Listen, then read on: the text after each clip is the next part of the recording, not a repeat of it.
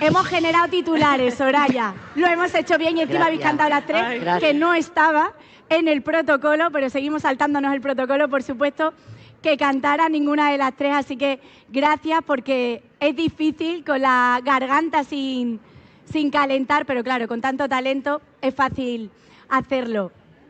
Tenemos que seguir en este congreso con mucho más talento y ahora vamos a dar un giro. Vamos a hablar de innovación y de conocimiento. Os voy a pedir, porfa, un poquito... Entiendo perfectamente que la emoción de Soraya, de Bebe y de Celia nos ha dejado así como un poco más revueltos y revueltas. Lo entiendo perfectamente, pero os tenía que pedir un poquito de silencio, porque ahora vamos a hablar de innovación y de conocimiento.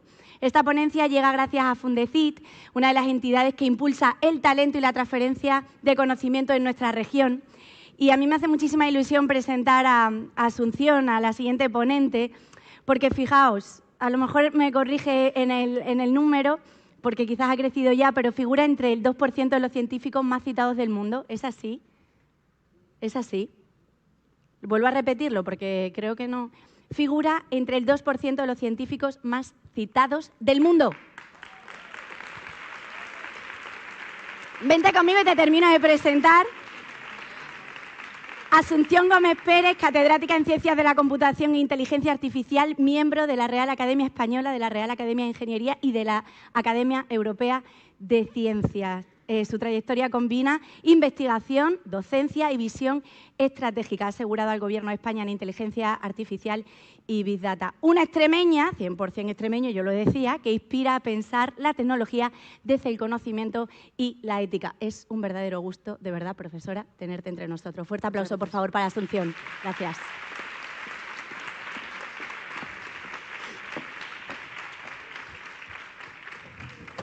Bueno, pues buenas tardes a todos. La verdad, agradecer la invitación y después de el espectáculo que hemos tenido, la verdad, ir a hablar de ciencia y tecnología pues va a resultar retador. Entonces, bueno, lo que yo he preparado es un poco me solicitó Pilar que hiciera una trayectoria, mi trayectoria profesional, por si servía para inspirar a otras mujeres. Bueno, lo primero que... A ver si esto va. Sí. Lo primero que voy a decir es que a mí no me da vergüenza decir la edad que tengo. Yo tengo 58 años. Y es importantísimo para poder poner en contexto cierto tipo de actuaciones o de actividades que he realizado a lo largo de mi vida, porque a lo mejor algunas a fecha de hoy pues son normales, son habituales, pero cuando yo empecé a trabajar o a estudiar primero en informática, pues no lo eran tanto. Bueno, yo procedo de Azuaga, Campiña Sur. Mis padres eran mi madre de Lobón, mi padre de Almendral. Mi padre de Almendral y bueno, extremeña por todos los del lado. Mi familia eran de Ciencias de la Salud, Farmacia y Medicina. Y bueno, pues yo desde pequeñita me iba a la farmacia de mi tía en Azuaga a pasar las guardias con ella para que ella no estuviera sola por las noches. Y bueno, y de ahí surgió la vocación inicial de decir yo quiero ser farmacéutica. Pero claro, cuando estaba en el COU, que muchos de ustedes a lo mejor no saben lo que es, pero los que tenemos una edad así, pues yo cogí mi COU por ciencias, porque quería estudiar farmacia. Y llegó un momento en el que dije, lo mío son más las matemáticas y la física. Y dije, me he equivocado, tenía que haber elegido la opción de dibujo. Pero bueno, en aquellos momentos, cuando yo le dije a mi padre y a mi madre que quería cambiar la farmacia por algo que no sabía lo que era, que se basara en matemáticas, pues me dijeron, bueno, siempre has sacado muy buenas notas, no vas a tener problemas, respetamos la decisión, pero elige a ver qué es lo que vas a elegir. Y claro, en aquellos momentos, pues ingeniería, a mí me sonaba una palabra muy fuerte, por así decirlo, y yo iba más hacia las matemáticas. Y entonces en aquellos momentos, pues bueno, tuve un familiar que me comentó, mira, hay una carrera nueva que se llama informática, estoy hablando del año 85, donde solamente se estudiaba en Madrid, en Barcelona y en el País Vasco, y Y bueno, estuve un verano estudiando un poco con un amigo del pueblo, Manuel Monterrubio, el BASIC, para ver si me gustaba o no me gustaba eso de la programación, y allí que me metí en informática. Con lo cual, pues bueno, una de las características primeras que tiene mi personalidad es que suelo pensar, meditar, pero también tomo decisiones una vez pensadas que son novedosas o que pueden tener un determinado riesgo. Total, me voy a estudiar a Madrid, a la Universidad Politécnica de Madrid. En aquellos momentos informática pues tenía esa fuerte base matemática, había muchas chicas en clase y no es la situación ahora de la informática en donde solamente son principalmente chicos y muy pocas chicas en el aula.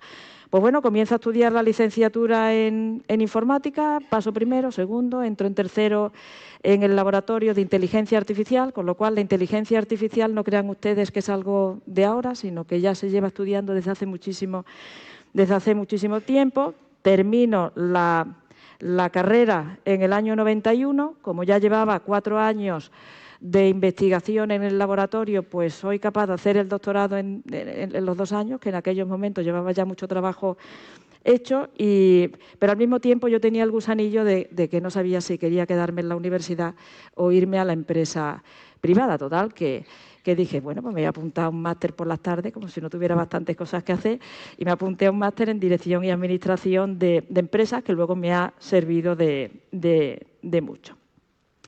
Cuando, claro, yo termino mi doctorado en el 93 y digo, bueno, pues en el 94 me caso. Y claro, me dicen desde la universidad que estamos en un momento de cambio, que quieren inspirar nuevas generaciones y que me tengo que ir a la Universidad de Stanford, que por qué no me voy a la Universidad de Stanford a pasar un año allí como postdoc. Claro, yo había estudiado francés en el colegio. Cuando estaba en segundo de carrera y en primero y todos los libros están en inglés, pues a la vez estudiar inglés. Y bueno, pues cogí el avión de Madrid a la Universidad de Stanford y mi madre me decía, ¿cómo sé que has llegado? Digo, mira, si no sale en el telediario que el avión se ha caído, yo he llegado allí, yo he llegado, en cuanto pueda te llamo. En aquellos momentos, años 94, 95, no teníamos móviles, Internet y el correo electrónico solamente existían en las universidades, tenías que llamar a cobro revertido, eso era, los de cierta edad ya lo recordamos, y bueno, a mí aquella oportunidad o aquello que me dijeron de decir que yo siempre digo, colgué las cortinas y las aplacé un año la boda, pues bueno, me sirvió para comenzar una línea de investigación, pero sobre todo para aprender el estilo de una universidad nueva que era diferente a la universidad que existía en los años 80 en España, donde era muy jerárquica la universidad, donde solamente se daba financiación principalmente a los que eran catedráticos en aquellos momentos y la generación joven, que cuando uno joven es cuando tiene la máxima creatividad, pues nos daban poco recorrido.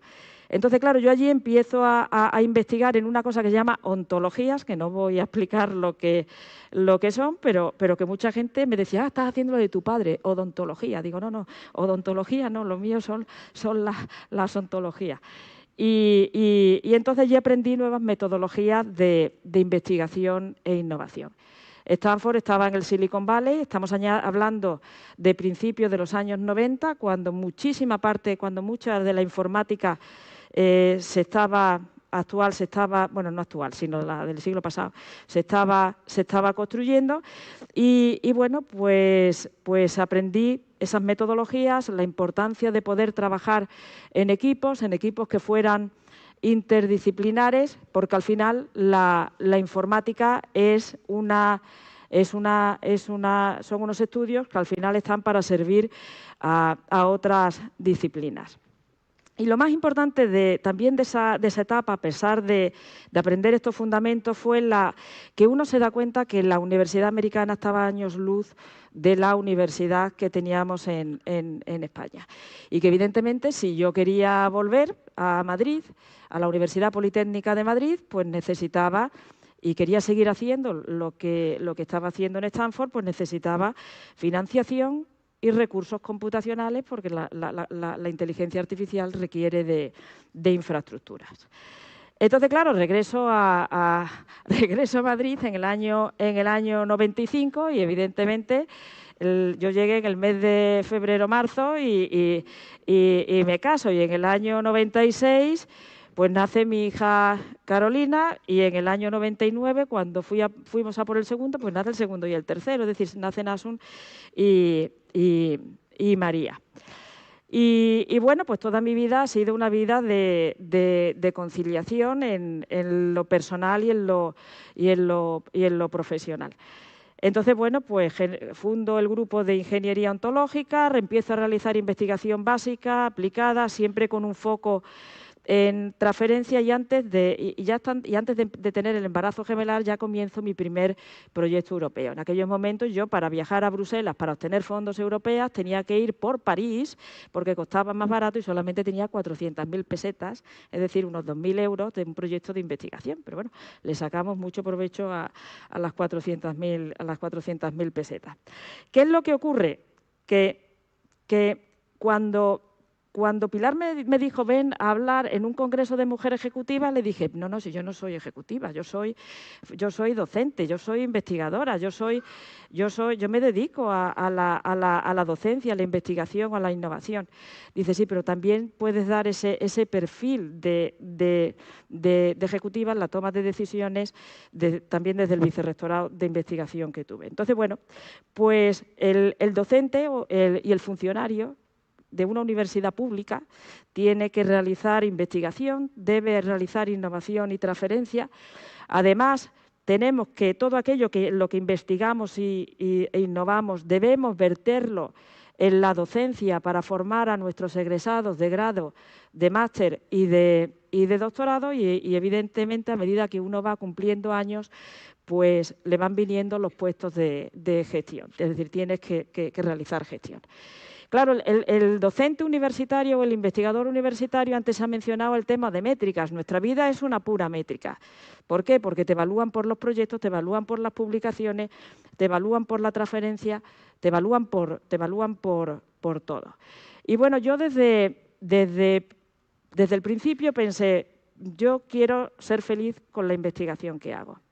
Y si las métricas se adecúan, bien, pero yo quiero pasármelo bien con la investigación, con los nuevos proyectos que se pueden crear, que se pueden construir. Y bueno, pues yo, basándome en eso, pues tomé una serie de decisiones que fueron pues importantes y arriesgadas a la hora de montar el grupo de investigación, que actualmente pues bueno, es el tercer grupo a nivel en el ranking que tiene la Universidad Politécnica de Madrid, en un total de 200 grupos. Entonces, la primera decisión que tomé fue que íbamos a trabajar en líneas disruptivas de investigación, es decir, que si había más de 5 trabajando a nivel mundial, nosotros esa línea no nos resultaba interesante, pues porque en España teníamos medios menos económicos para la investigación que podían tener en Alemania, Francia, Reino Unido, y entonces eso iba a ser un impedimento. El segundo es el patrón de investigar para innovar, investigar para transferir a las administraciones públicas, a la sociedad y a las empresas, y al mismo tiempo aprender de esa innovación para generar y descubrir nuevos problemas de investigación. Y el grupo se montó teniendo en cuenta una serie de valores y de principios. El primero es que teníamos todos que tener vocación por esa investigación y por la investigación y la transferencia, es decir, teníamos que ser curiosos intelectualmente, planteándonos siempre preguntas nuevas, imaginándonos que el proyecto ya estaba hecho y qué es lo que va a ocurrir después de ese proyecto. Teníamos que tener rigor en la investigación, porque si no tienes rigor en la investigación luego no publicas. Teníamos que tener compromiso, reto, ilusión y sobre todo disfrutar con lo que estábamos haciendo.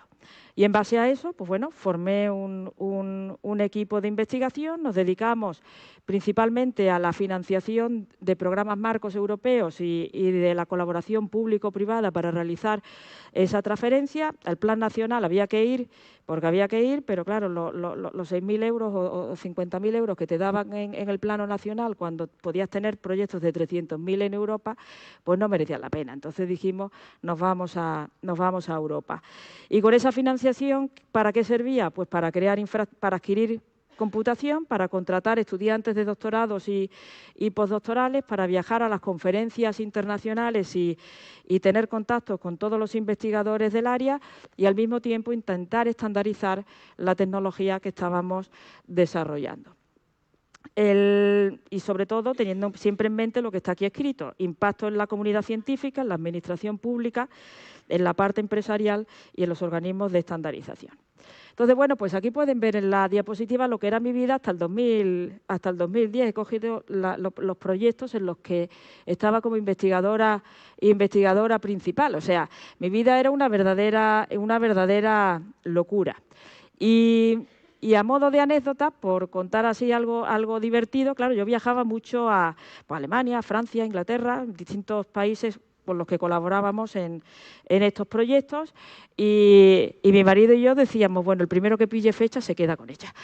Es decir, el primero que pillaba la fecha era el que y yo, claro, yo siempre pillaba antes porque las reuniones se hacían con 3 meses se planificaban con 3 meses de antelación. Si coincidíamos los dos, pues hay una, en Madrid saben que está la M30, la M40 y luego la M400, que es la que pasa por Azuaga.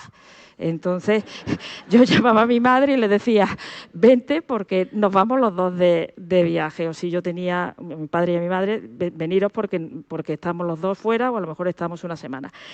¿Qué ocurría? Pues que yo dejaba hasta el menú escrito de lo que tenían que comer, desayunar, comer y cenar en casa. La lavadora se sabía que se ponía una hora, etcétera, etcétera. Y bueno, en base a todos estos criterios, pues las publicaciones de todo el grupo, porque no son publicaciones mías, son publicaciones de un equipo, pues hemos conseguido ser creadores del área de ontología, semántica, datos enlazados, datos abiertos en España. Es una labor de equipo, hemos recibido numerosos premios y menciones por los libros que hemos escrito. El ser pionero te permite pues, poder construir un área de investigación a nivel en España, en Europa, que del grupo hayan salido a lo mejor más de 100 estudiantes de maestría, cerca de 50 estudiantes de doctorado y esa formación de doctorados y postdocs, pues bueno, pues aquí pueden ver alguna imagen de todos los que se nos graduaron, un año. También, en paralelo, pues nos tocó organizar pues, escuelas de verano internacionales para formar a la nueva generación de investigadores en Cercedilla. Lo organizábamos desde la Universidad Politécnica de Madrid. Y el tiempo que va corriendo. Y si alguien me pregunta cuáles son mis proyectos favoritos, pues la volumetría, digamos que no es importante. Para mí 2 proyectos importantes fueron, pues por un lado, NEON, donde junto con el profesor Enrico Mota, los dos dirigíamos el proyecto para poder transferir toda esta metodología y desarrollo de la tecnología a las empresas y luego un proyecto en el área de cultura, que fue el proyecto de datos abiertos de la Biblioteca Nacional, en donde nosotros fuimos a la biblioteca a pedir datos y ellos nos cedieron los datos y conseguimos una tesis doctoral y poner la tecnología de la Biblioteca Nacional pues en lo más alto y comparable con otras instituciones europeas. Claro, en el año 2005 pues yo me presenté a la habilitación nacional para catedrático de universidad. No era por acreditación, sino que era competitivo. Presentábamos 40 y sacábamos 2, 3, dependiendo de las plazas. Y luego me tocó a continuación pues, ser directora del departamento, dirigir el máster de inteligencia artificial, el doctorado y luego el rector Guillermo Cisneros en el año 2016 pues, me propuso dirigir toda la política de investigación, de innovación de doctorado y también de emprendimiento, es decir, toda la cadena de valor, doctorado, investigación, innovación y emprendimiento de la Universidad Politécnica de Madrid.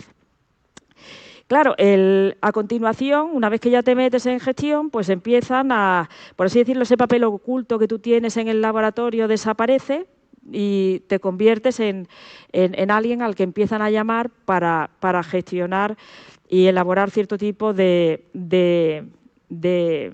guías o de normativas. Entonces, bueno, pues forma parte del Consejo de Ciencia y Tecnología de la Comunidad de Madrid. He participado en la elaboración de la Estrategia Nacional de Inteligencia Artificial y bueno, pues ahí tienen miembro del Consejo Asesor del Gobierno de España, en fin, represento a España en distintos grupos de trabajo, etcétera. Siempre intentando proporcionar una visión de que la inteligencia artificial está para ayudar a la ciudadanía, que la persona tiene que estar siempre en el bucle, tiene que corroborar o descartar lo que la inteligencia artificial le está diciendo.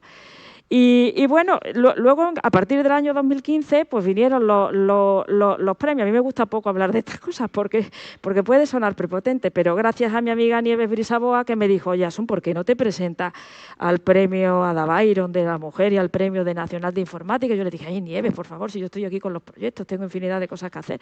Que no, preséntate. Pero ¿de verdad crees que sí? Que sí. Bueno, pues me presenté, gracias a Nieves, pues me dieron los 3 premios en el año 2000, en el 2015, en el 18 entré en la Academia Europea de Ciencias y durante toda mi trayectoria siempre he estado pues divulgando inteligencia artificial para que la inteligencia artificial sea comprendida por la ciudadanía, se sepan los riesgos que tiene la tecnología, pero al mismo tiempo inspirar confianza y seguridad en el uso de la misma.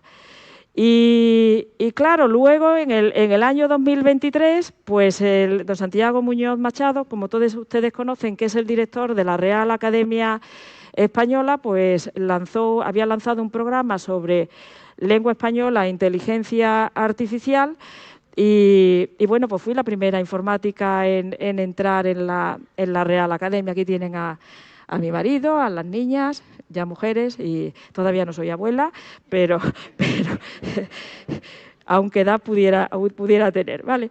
Y entonces, bueno, el discurso versó sobre inteligencia artificial y lengua española. Y precisamente ayer, que por eso ayer no pude venir a una parte de los actos introductorios, pues se presentó el proyecto Lengua Española e Inteligencia Artificial dentro de la Real Academia Española. Podrán ustedes ver todos los anuncios que han salido en prensa y bueno, es una visión en la que la inteligencia artificial ayuda a mantener activos los recursos lingüísticos que tiene la Real Academia, analizando, pues por ejemplo, aplicaciones que analizan 1 millón de palabras diarias para ver cómo se va evolucionando el español en todas las zonas geográficas en las cuales se habla nuestro idioma. ¿Vale? Entonces han sido herramientas que permiten ayudar a los lingüistas en su trabajo diario y en el análisis de la evolución de la lengua. Y bueno, con el desarrollo de la plataforma pues también se está construyendo el camino para que los recursos de la academia ayuden también a que las máquinas hablen un español correcto. Y bueno, luego vino la Real Academia de Ingeniería, aquí está parte de mi equipo de investigación. Bueno, mis primeros doctorandos, a los cuales les tengo especial cariño, y no quería dejar pasar, pues bueno, que el gran honor que tuve me he equivocado, es 2024. La medalla de Badajoz y la medalla de Extremadura en el año 2024, que es el mayor reconocimiento que uno puede tener en nuestra tierra. Reflexiones, muy rápidamente, porque ya estoy en números rojos ahí. Pues primero que la imagen profesional pues genera una serie de expectativas y que tenemos que tener mucho cuidado con los niños, con los mensajes que les damos y con esas expectativas que se crean. En segundo lugar, que ahora mismo pues bueno, la tecnología permite crear pues y fomentar vocaciones, tecnológicas, especialmente además en las chicas, tempranas. Entonces, bueno, de las fiestas de piscinas de bolas, que eran las que yo llevaba a mis hijas en Madrid, pues ahora hay fiestas de cumpleaños que van con Legos. Está también la Semana de la Ciencia. Existen campamentos tecnológicos que enseñan a los adolescentes y a los niños a programar, a trabajar con robots, a realizar aplicaciones móviles. Y bueno, que es importante la labor que se hace desde los distintos gobiernos autonómicos para poder ayudar a descubrir las ingenierías. Y en este caso, pues bueno, las visitas a colegios e institutos, las jornadas de puertas abiertas, las noches de investigadores, los hackatones y los datatones, pues son ejemplos de actividades que se pueden realizar. Y ya está, o sea, hay que eliminar estereotipos. Y pues que si preguntamos al ChatGPT cuál es la pinta que tiene un informático, sale eso, pero eso no es un informático.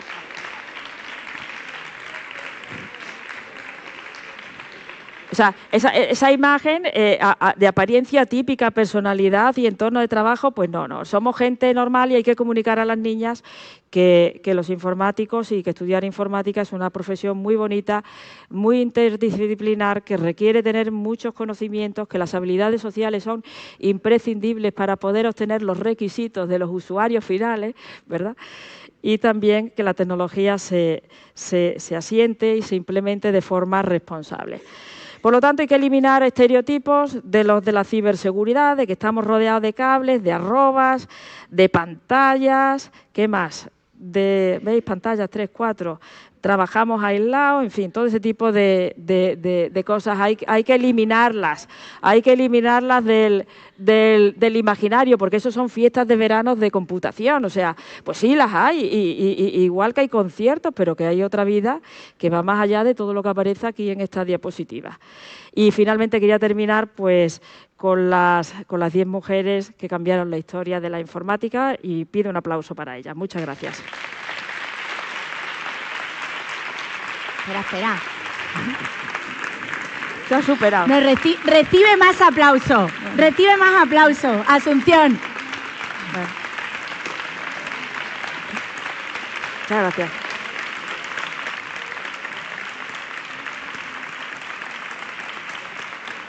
Esto es tuyo. Muchas gracias. Muchas gracias. Un placer escucharte siempre.